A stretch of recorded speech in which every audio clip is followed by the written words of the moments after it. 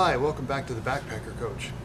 And today I want to talk to you about being able to carry the right gear for doing a 14er. I was looking on the web and realized, you know what, there's actually not much out there that talks about what to carry for when you go hiking a 14er. There are a lot of stuff out there about what to carry in your backpack for day hikes, and this kind of falls under that same category. But I wanted to show you what you really should be taking for hiking in the Colorado Rockies. Whether you're hiking 1 mile, just out there for for a little ways, or whether you're going for 20 miles, it doesn't really matter, because you're dealing with what might happen, or what you don't know what's going to happen. That's really the most important part, is to be prepared. So that's why I wanted to go over what I wear, what I carry in my backpack for climbing a 14er. One of the first things I want to talk about was what I was wearing. When you climb a 14er, you really should be wearing some sort of a hat. It is when you get up higher altitude, UV rays are much stronger, and so you want to be wearing a hat, and also always be wearing sunscreen. Then I wear a polyester shirt. You can see my shirt. And I also wear a pair of pants that they're 50-50, so they're 50% cotton, 50% polyester. And then I wear a pair of boots. See here, my boots here. My boots that I have, they have 200 grams of Thinsulate. That works pretty well for most situations. For when you're dealing with the cold mornings, people think that those are winter boots. I would disagree. They're actually very good for more or less summer hiking for the Colorado Rockies, because it does get cold in the mornings. So the next part, I want to show you what I carry on the outside of my backpack. First thing I carry is my GPS. I use this for lots of different reasons, but obviously to be able to know where I've been. Also, if you've plotted certain things, you know what you're heading to, as well as if you do get lost, you can, and if you've plotted where you've parked, you can also get back to that spot. So this is a very important tool. Something they have to realize, that it is not a crutch, it's a tool. There is a difference. If you rely on it too much, then it'll be a crutch, and it can be a bad thing. But if you use it as a tool, then it can actually help you in your outdoor experience. The next thing I have on the outside here is my Camelbak. Right here. This is a 2-liter Camelbak. I like carrying the Camelbak because it's light, very easy to be able to fill and be able to have for summer. And then I want to show you what I carry inside the top part of my pouch. First thing I carry is a headlamp. Reason why is because if you start out a 14er very early in the morning, you'll want to be able to wear this so your hands are free, and you don't have to worry about holding a flashlight. These work really well. I really like this one.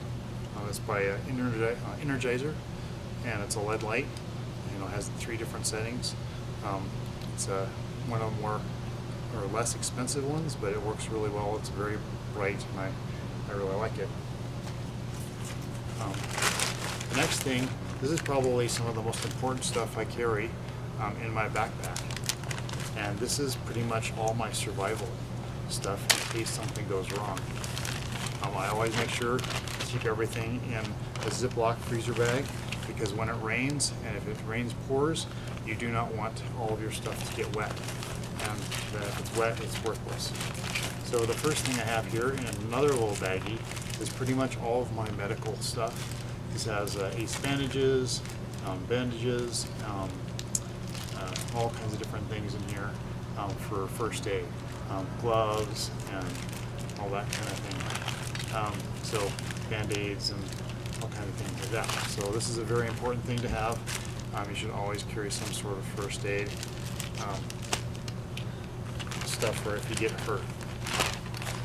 Next thing I carry in here is I have a very small lighter. That's very important. Another thing I carry in here is an extra flashlight. This one is a wind-up flashlight. In case the batteries do die on that, I always have a backup for being able to have some extra light. I have a mosquito spray. I have a whistle. In case you do get lost, you can attract somebody to you, which is very important. I have a chapstick. That is a sunscreen as well. And then I have in the old film canisters, which of course nobody uses film anymore, but in this one I have fishing tackle, and it looks like also a few waterproof matches. But just in case you need to go fishing, you got some fish there, fishing tackle. And then in this one I have Tylenol, because if you get a headache or you get injured or whatever and you need to relieve a little bit of pain, that'd be a good idea. And then in this one, it's labeled M, I have my matches. So that's waterproof, so water can't get in there. And this I have is tablets for putting in water in case I need to sterilize water. So there's that.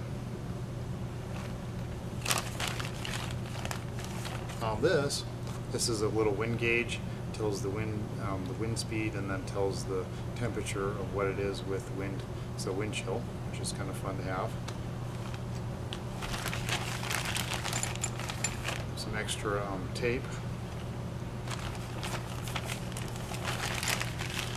And then I have a striking stone and the other part that you strike to light to start a spark.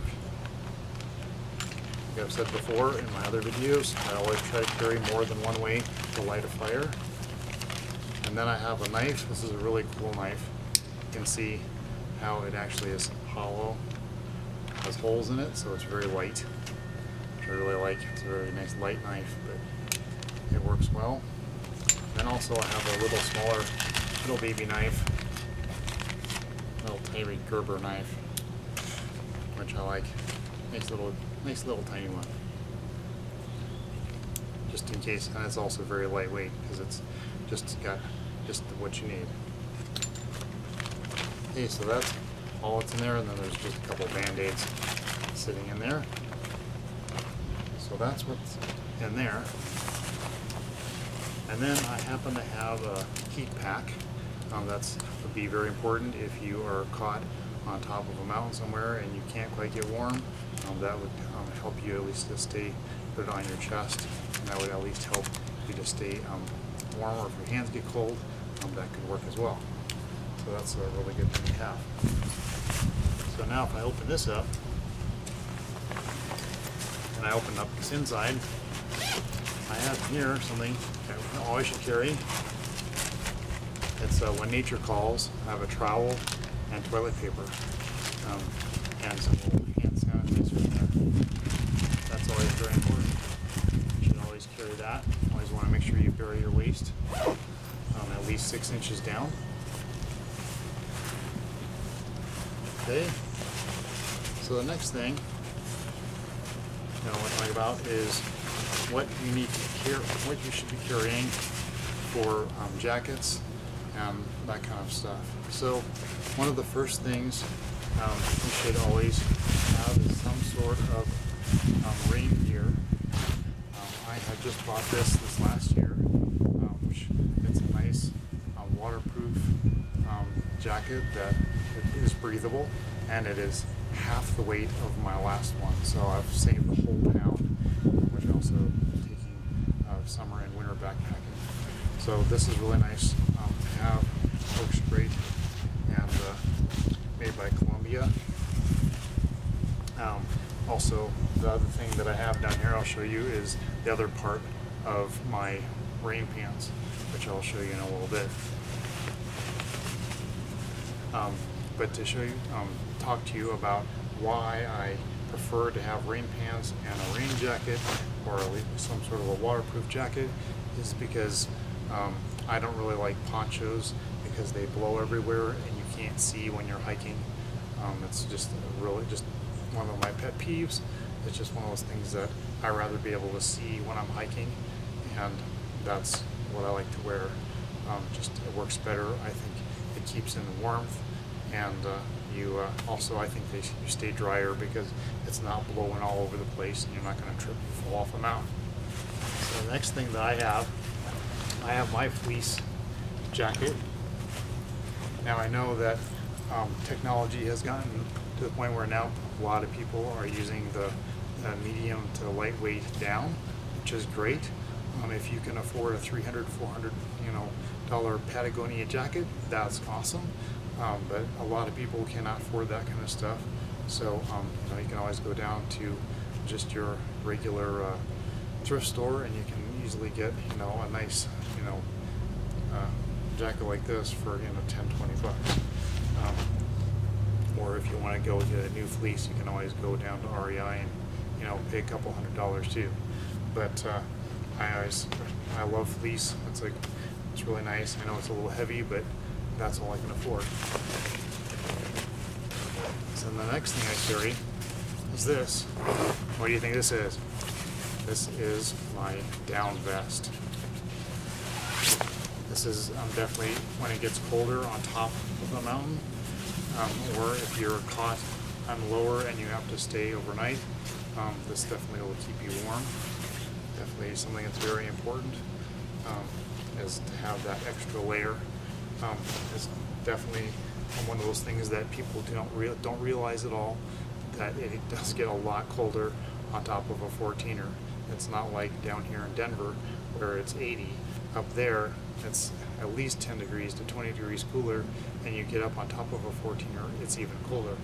So and then if you get caught in a blizzard, which is very common in summer, that's another thing people don't realize. You see a lot of people walking up 14ers in just shorts and a t-shirt with a little baby bottle of water, and if they're lucky, maybe they'll, if it's a nice day, it's great. But if it's a bad day and you get caught in a blizzard up there on a 14er, you're going to have a really bad day. So that's why you need to always be prepared. So that's it for this part. So now the bottom part I have here, I'll show you here. So the next part I was talking about, I have my rain pants. They're waterproof and somewhat breathable. So those work really good. Those are always very important, like I was saying. I have my stocking cap, which is important for when it gets cold. I have my gloves. They're a wool and they have a kind of a fleece lining on the inside. That's important. I always carry an extra pair of socks in a baggie, just in case socks get wet. It would be a very good idea, because you never know if you're going to step into a river or something and your boots get sopping wet, and then you're going to get blisters.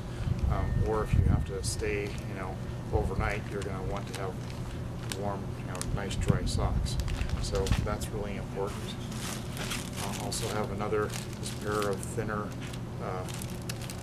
wool gloves, another baggie. And then here's another thing that I just bought last few years ago. This is by Adventure Medical Kit, and this is a shelter that is meant for, it's called a heat sheets emergency bivvy. And what this says is it's supposed to be able to keep in 90% of your body heat, and it's still supposed to be, I believe, waterproof.